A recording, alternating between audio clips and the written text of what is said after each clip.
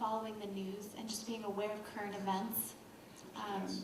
You know, in addition to reading your extensive textbooks and everything else that you have going on, all your papers, at least, you know, once or twice a week to pick up the New York Times or the Journal and to see what's going on, because looking at those trends, right, the changing political climate, which corporations have taken over, which, you know, it can signal active hiring. We just have to read between the lines sometimes.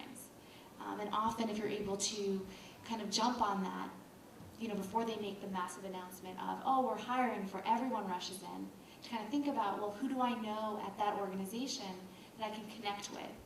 You know, maybe through Pi Alpha Alpha or another organization that I could kind of get my, you know, my resume, my cover letter in. So thank you for bringing that up. I think it speaks to a really good point that we don't realize. It's almost kind of a hidden job market. And certainly, you know, when really big political figures like Bill de Blasio make it very easy and transparent to upload your resume, we certainly need to take advantage of that as well. So just something to keep in mind. So talking about networking and professional associations, which ones do you belong to, and which ones would you recommend in your field? In my field, I just received the Certified Government Financial Manager designation, so it took about a year and a half to study and get. It was 3 tests. Need 2 years experience, so I just hit the 2 years experience in October. So I'm a member of that, and that's run by the Association of Government Accountants. I'm also a certified treasury professional as well. So that basically deals with liquidity and cash management. So within my field, those would be 2 that are very related to government. There would also be the Global Association of Risk Professionals. That's widely loved all across Wall Street. They have an FRM designation. It's a pretty complicated designation. And while it doesn't have anything to do with associations, if anybody does want to work in the public sector, I'd also keep in mind just you know, looking at the DCAS website as well, because that's where they're always advertising civil service exams, and you know, that's pretty much Department of City Administrative Services. Citywide Administrative Services. I mean, that's very important. When I first got into my role, knowing nothing about the public sector, I was fortunate to have an email come across my desk alerting me to the investment analyst civil service exam. It was the first one given for the city. I placed #1. You know, got selected off the list, so I'm a permanent civil service employee. My title is Manager of Financial Risk. But you know, you should always keep a lookout for that website. And I think they give a whole year's worth of expected test dates. So you can look at that, see what you're interested in, sit for the exam, and you know, that would also be another route to gainful employment. But to at least have a ear to the ground as to what, you know, the city's looking for there.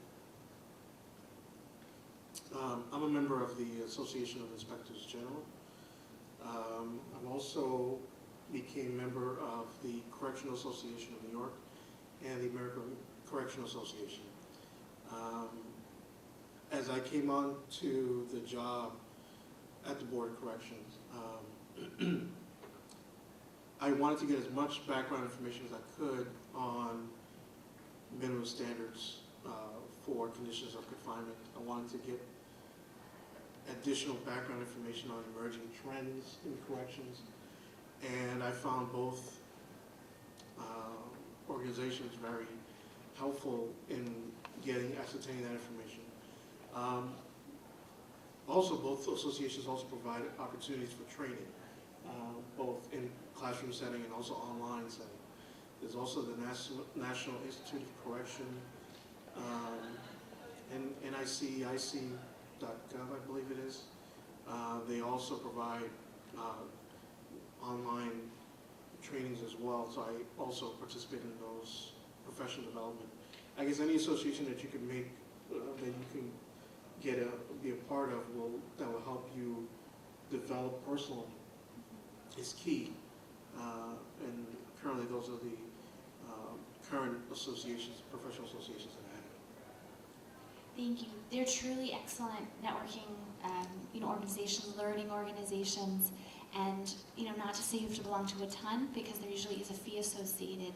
If you can highlight even just one to choose to be active in, it can really help propel you into the right direction. It may not happen right away, but through the people you meet, you can truly make some excellent inroads into your career path. Thank you so much. Those are some really great suggestions. So lastly, before I open it up to questions from our group, what advice, if you were to pick kind of a takeaway, some key advice that you would give one of our Pi Alpha Alpha student or alumni who wants to get into your line of work, what would you say to them? Since we're all here, obviously everybody's committed to learning, but I'd say very specifically that learning is sort of like an ongoing goal. I think I've been in school since kindergarten, and I don't think I've ended yet, and now I'm looking at doctoral programs. I was at NYU for a risk management program. I got my MBA. I had all the different licenses that you get in investment bank designations. But aside from formal education, just interaction with, on the job with colleagues, that's also considered education. So try to be a sponge, soak up everything possible, make as much connections as possible. My wife always kills me because I try to be involved in everything. Literally every night this week I'm doing something, except changing diapers, so I guess I'm benefiting as well. But yeah, networking and continuing our education is paramount. For me, I would say that for anyone who I would meet, whether it's a student or a member or alumni, definitely look for free opportunities for training, whether it's here at John Jay or different organizations. If it's free, take it. Take it. Because the connection you'll make with someone sitting at a training, you would never know if you sat next to either one of us, our affiliation, we would just say, hey, how are you? Nice to meet you. And kind of get to talking during lunch, and before you know it, you have that person's card. And that goes a long way, how that person will perceive you initially. Sometimes you may have to invest in your professional development.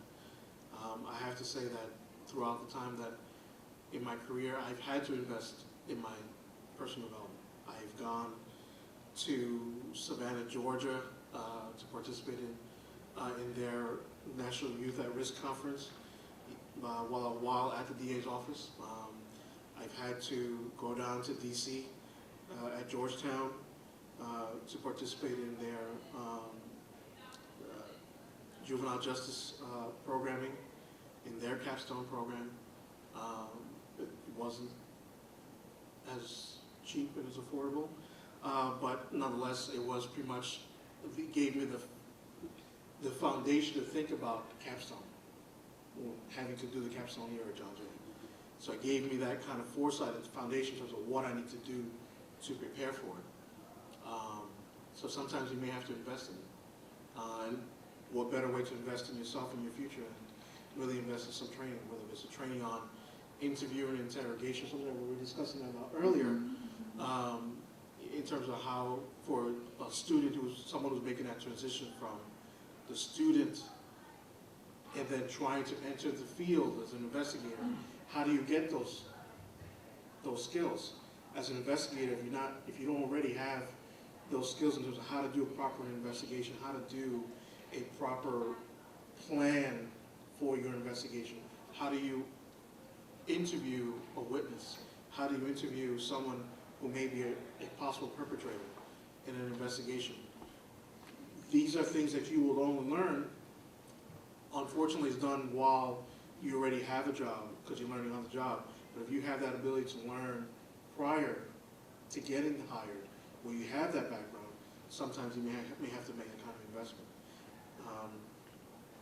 One last thing I have to say, and stress this strenuously, my strategy for every class I took here at John Jay was taking every assignment, every writing assignment, every PowerPoint presentation, I took it as if I was presenting it to a prospective employer.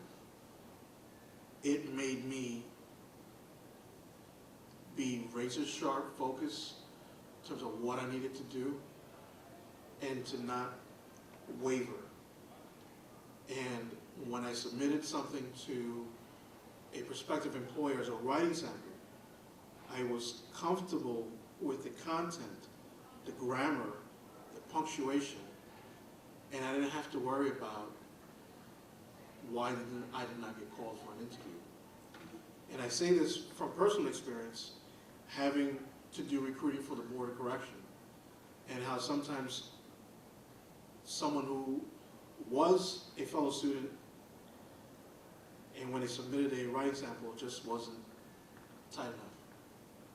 And it was something from, it was coursework that they submitted, but it wasn't tight. And it made me think, if you're not tight in the school setting, in the educational setting, how tight can you be when you got to submit something to your commissioner or to your executive? Because when you're submitting a memo to your executive, it's got to be tight, it's got to be concise, it's got to be factual. And for me, that was pretty much the guiding principle. Do that, and I think you will have a large success in landing some serious interviews. Perhaps my best papers came as I got closer and closer to graduation. They were my best papers. Those were the ones that led me to more and more interviews. Because my writing skill, when I first started with PAD 700 to what it was to the capstone, was a lot better, sharper. And that's pretty much what I would say to alumni, to alumni or any students to apply out for students. Very good, thank you. Do you want to add something, Charles? Yeah, well, not advice, and I just thought of this because it's always stuck with me. There's two quotes that have always stuck with me. So when I was younger at Morgan Stanley, I was at not a meeting, it was more like a leadership type conference with John Mack, who was the CEO of the company at the time. And he said, to make the wrong decision is unfortunate, to make no decision at all is unforgivable. So we're all going to have to make decisions. Being paralyzed by them is going to benefit nobody. You have to have the conviction to make a decision. And in the military, you always say, if you fail to plan, then you plan to fail. So it's just a good play on words. And that, I'd say, is absolutely correct. You should always move into everything with a plan. Excellent. Professor Feldman, do you want to have anything to add? Wow, a lot of interesting, good comments. When we were talking, I forget which of you were saying this earlier, we were talking about a couple of other skills that are useful. I think we were talking about additional languages, if somebody has a... Oh, yes, we were talking about that. Right. The Coast Guard specifically recruits people with different language ability, STEM students, so science, technology, engineering, and math. So those areas are critical in all the services, and pretty much throughout government. And then I think we were talking about if you have computer skills or accounting, especially... Oh, in fact, I think I meant to... one of you was talking about money laundering. You were talking about money laundering. And you said you don't necessarily need financial background, but would you need an more accounting background to go into that? I would say this.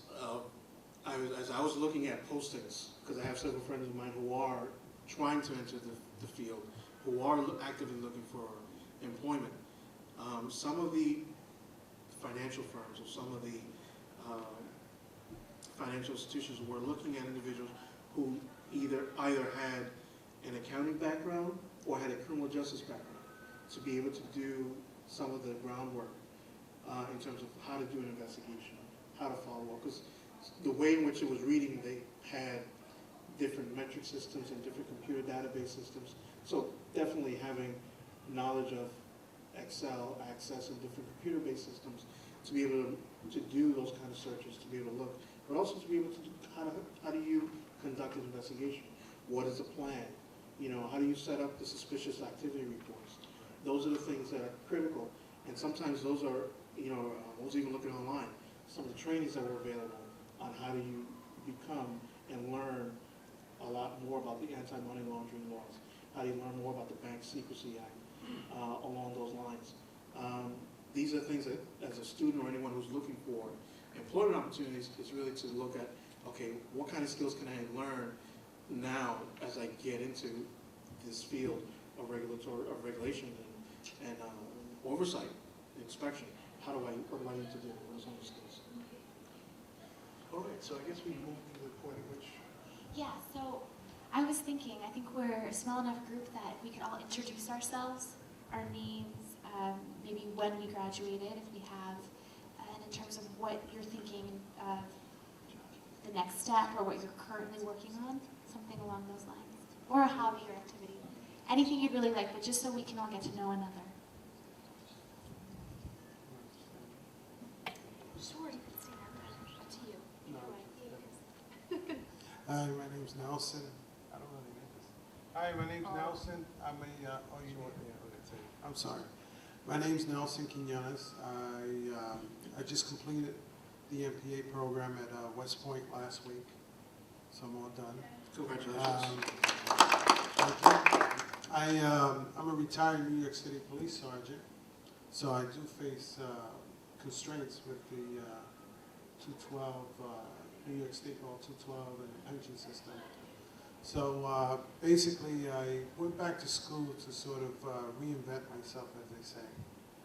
And what I'm looking into now is basically federal work, unless, you know, I don't have any constraints going to New Jersey or Connecticut, or corporate, or not-for-profit. But as far as municipalities or government work is concerned, I do have constraints with, you know, within New York State. Rightfully so. You know, there's a lot of people that are looking for pensions and work, and I'm in the second part of my life now, and I'm blessed. I think West Point offers a tremendous program.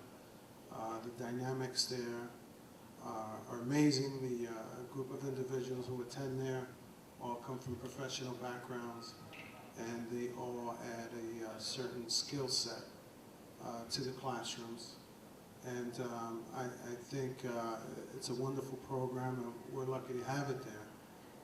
For most of us, it's conveniently close to home, and for others, it's conveniently close to work. So, as you know, commuting to the city is not an easy task. I lived in the city many years, so I can attest to the city and worked in the city many years. And West Point is definitely a great program to belong to and to graduate from. And I'll give it over to my colleague here, Robert. Well, first off, I'd like to thank you all for this opportunity, the Phi Alpha Alpha and the MPA Academic Program for hosting it, and you gentlemen for giving us your time tonight. I took a lot of takeaways. My name is Bob McLaughlin. I retired E8, not an E9 Master Chief, so I appreciated that comment. And I should be graduating with the MPA program. I have about 3 classes left, so I should be in the spring, all going well with the capstone. That being said, I'm interested in, I work currently as a system administrator at the Department of English and Philosophy at the Military Academy. And I'm trying to leverage a lot of different skill sets. And so the MPA program seemed like a good fit for me. But when you're leveraging a lot of different skill sets, military, retired military background, system administrator, computer skills, leadership skills, program management, you're not really stovepiped in any one career field like yourself, sir, with 23 years, and yourself, sir, with accounting and your financial background. So it becomes difficult. And so I really appreciate these opportunities to come down and listen to hear what is going on out there in the field and kind of get an idea of where maybe I might have a fit in the future. Because like you said, Mr. Martinez, always have to be looking forward. What's the next step? And so I definitely do appreciate the comments. Thank you, Robert. Thank you. Okay, we'll come back to you. Thank you. Hi, my name is Diane Cousins, and I also wanted to say thank you very much for your time. I enjoyed the presentation and learned a lot from it also. I work in the Commissioner's Office of the Public Safety Department in my Queens. I went back to school after 4 years than you did, Mr. Martinez. I haven't totally decided what I'll do yet when I retire, but I'm exploring all different options and listening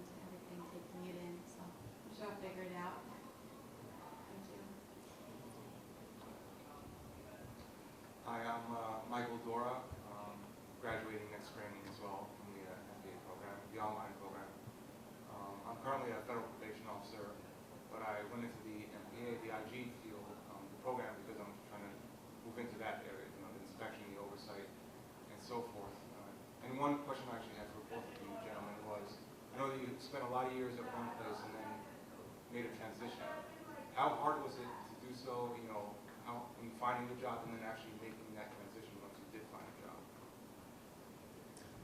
To be honest with you, I tried to find a job with the comptroller's office for quite some time.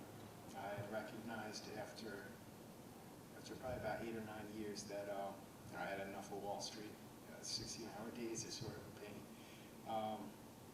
And I applied very frequently to almost every position that I thought would be to my liking. A lot of those positions I was told were more junior, to which I replied, I don't mind, I'll start there and move up. That didn't necessarily work out.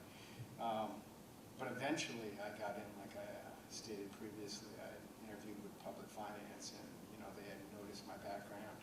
And prior to the posting of a position, forwarded my resume over. Now, city rules and regulations, you still have to post positions, so it wasn't like I automatically got in, they didn't have to post. But at least my resume hit the desk before the job was posted, which gave me a little leg up. So it wasn't the easiest transition. It wasn't like I just applied and bang, got a job.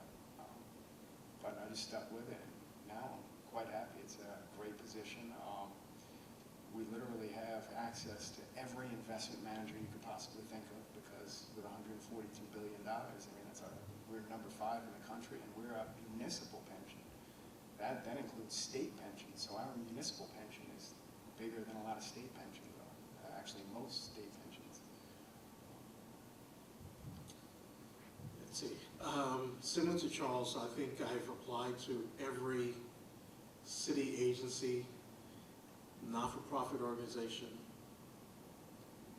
up and down the East Coast, throughout my 20-year career in criminal justice. I stood there was a time where you stay in an organization and you try to see where you can go up to the point. And there comes a point where you just reach that point, you reach that plateau almost in your career. But while you're at that plateau, which, like similar to what all of you are doing now, and we've all done, is that you start acquiring those skills, the skill set, to make that dramatic jump up into a new position. I had applied to so many different organizations, to many different places, that after a while, kind of like, but you have to be constantly on the hunt, because that opportunity that you're looking for, like Charles indicated, someone had that door open, and it was just a small little door, just where that resume just goes right in. And that's what we're all looking for. You're looking for that one slight open door. So we're constantly going this, pushing as many doors as we can. And sometimes I got to a point where I was forcefully opening doors because you're constantly on the hunt.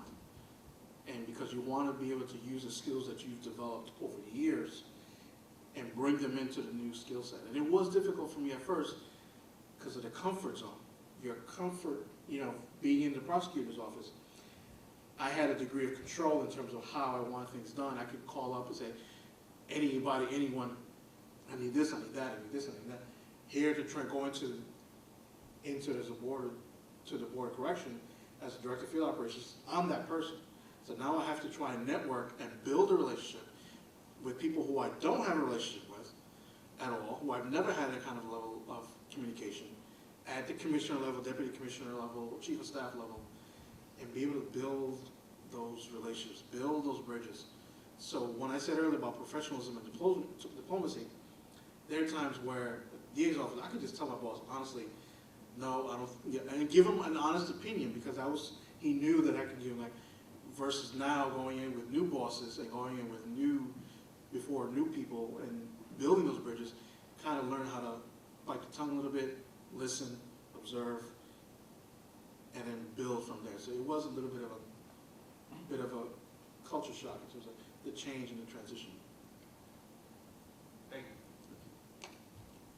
My My name is Basang. I'm a student editor of MPA Newsletter, and my academic specialization is management operations and human resources. So I'll be graduating next month. So I'm in the process of. Thank you so much. I'm in the process of exploring career opportunities, especially in the field of public sector. Thank you. Any questions for them? Yes, actually, you mentioned about the program management, career opportunities. So I'm kind of interested in this, but as of now, I have only academic knowledge about how program management is dealt with, how it is evaluated and all. But I don't have work experience. So if I were to get find an opportunity to work in program management field, what do you think should I be preparing at this point? Are you directing that question to me? Yes, thank you. Well, I'd cast my net as wide as possible if I was you, because literally everything is project management or program management. Now, at a lower level, and I'm not at this extremely high level either, but at a lower level, you'll be more involved in maybe tactics rather than some of the strategic goals. But that's where you build your experience. So identify industries that you'd like to work in. What interests you. Working outside something that interests you won't pique your interest and might even dissuade you from pursuing what you went to school for. So that's, really you'd have to brainstorm, and that depends on what you're interested in. If you're interested in sports, there's many different things in that area. But you'd have to isolate different fields you're interested in, and then from there try to break it down. If I may, something that I did while working at the DA's office, one of the things I had to do was I had to evaluate programs. And I was doing a lot of program development for at-risk youth.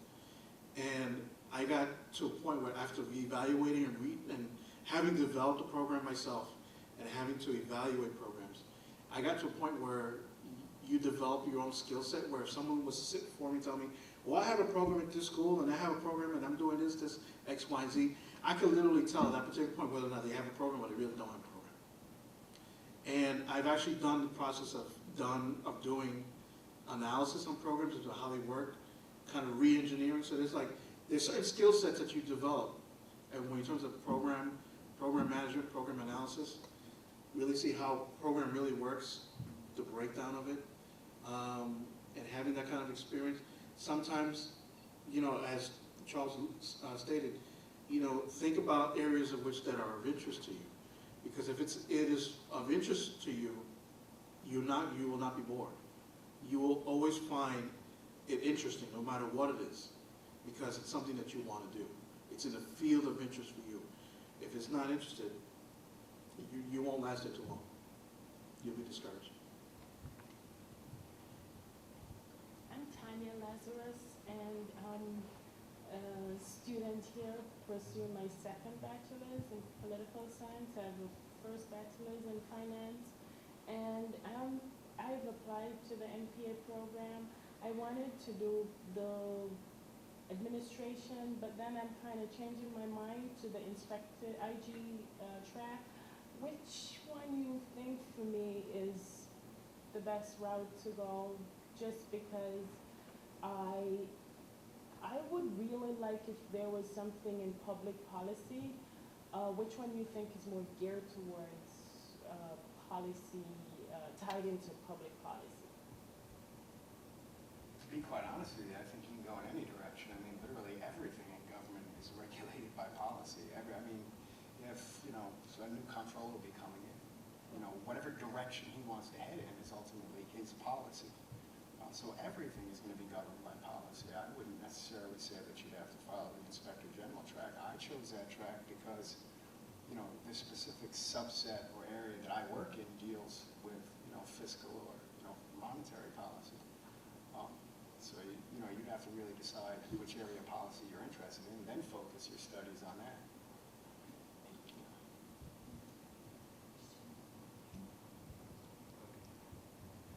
Hi, gentlemen. Sorry for the late entrance, too. My name is David Rudder. I actually work with Professor Feldman here at the MBA program. I'm going to graduate next in the spring. And I'm here studying criminal justice.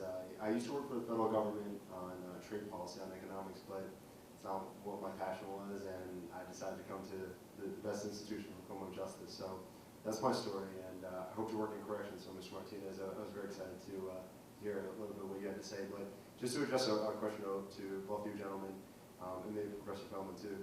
I worked for the federal government, so I had an idea about the culture there and how it is to work in politics and policy. But how would you guys characterize your experience in New York City government in terms of politics and process and how much substantive work you get to do versus how much politics that you have to do?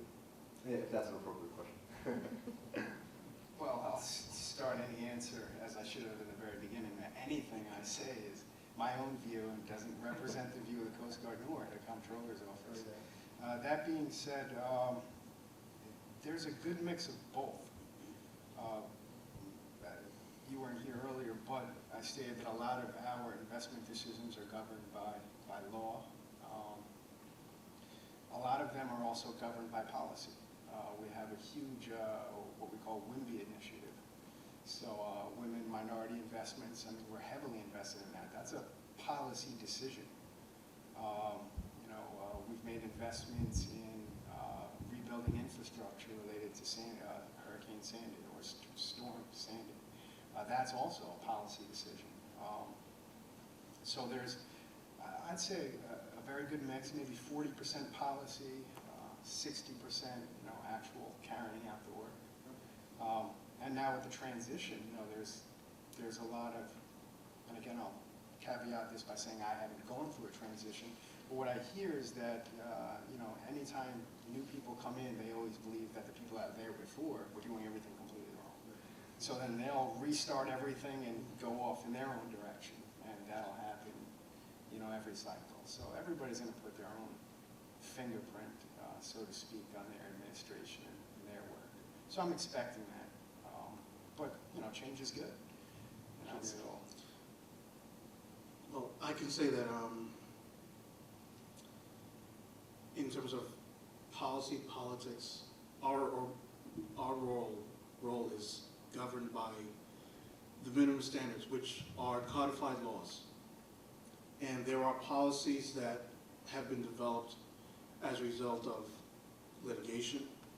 There are policies that were developed out of those minimum standards. And there are times that there are conflicts. The department will have their own view in terms of how they want to do a particular matter or handle a particular matter, for example. And then there's the view that our view, pursuant to our authority and pursuant to our rules and regulations, in terms of what the department should do and must do. And sometimes there are those clashes that come. Whenever there's oversight, in unique oversight that we have, where you have 3 or 4 different entities overseeing one department, there are going to be some political clashes and disagreements. But I think overall, in the end, it's really about getting to the goal of what the entity is supposed to do. Whether it's oversight from the criminal aspect for the DOI, the investigation division in terms of the administrative hearing process for its employees, or from the board of correction that standpoint concerning the conditions of confinement for detainees and sentenced inmates. So there will be clashes, but that's expected. Mr. Rutter, I just want to explain why I don't feel qualified to answer your question. You wanted a comparison of city and federal government. Last time I worked for the New York City government was 1970. Last time I worked for the federal government was 1977. Since then, I've been working for the state government, so. Okay, well, thank you everyone very much for your excellent questions, and of course to our panelists for taking the time to be with us today. Certainly, we really do appreciate it, and we hope that we can stay in touch. And I'd like to open up, the event for people. If you'd like some refreshments, please partake. We have plenty of refreshments and nice casual conversation. So thank you again, And if, you know, I don't see it at another career event, enjoy the holidays. Did you have? Yeah, I have two last comments. One is a tremendous thank you to Marion Trieste, who really puts this stuff together. And secondly, I would just urge that when we, while reading, I hope we can, you know, people can ask questions on a personal basis and just, you know, talk to each other. So hope you'll do that. And thank you all again for coming. Thank you very much. Thank you.